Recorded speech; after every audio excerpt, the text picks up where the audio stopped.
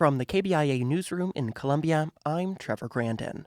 A newly proposed bill in the Missouri House of Representatives would help religious and LGBTQ community centers purchase safety equipment like security cameras and reinforced doors.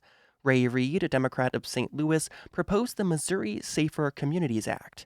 He says he worked with community leaders in his district to outline a proactive approach to combating hate-motivated violence. It's about prevention, so we don't have to, stand at another vigil saying what we should have done.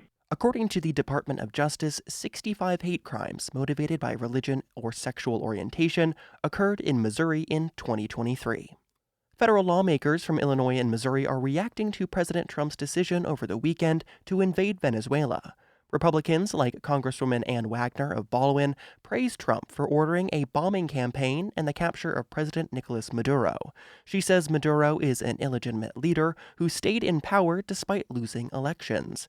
But Democratic Representative Wesley Bell of St. Louis County says Trump, quote, has offered no clear legal basis, no serious explanation of the intelligence, and no plan for what comes next.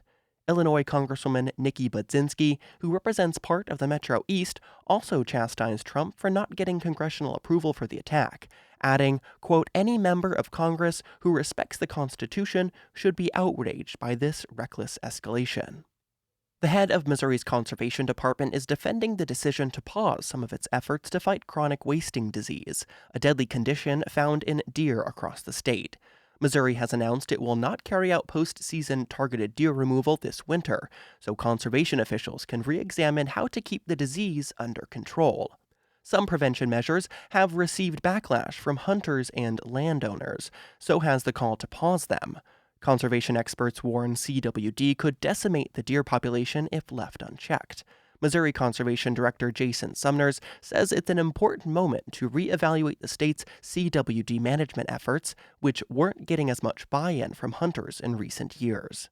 This pause was an opportunity to take a step back and say, okay, what might we need to do better to work together to come to some of these more reasonable and sustainable approaches moving forward.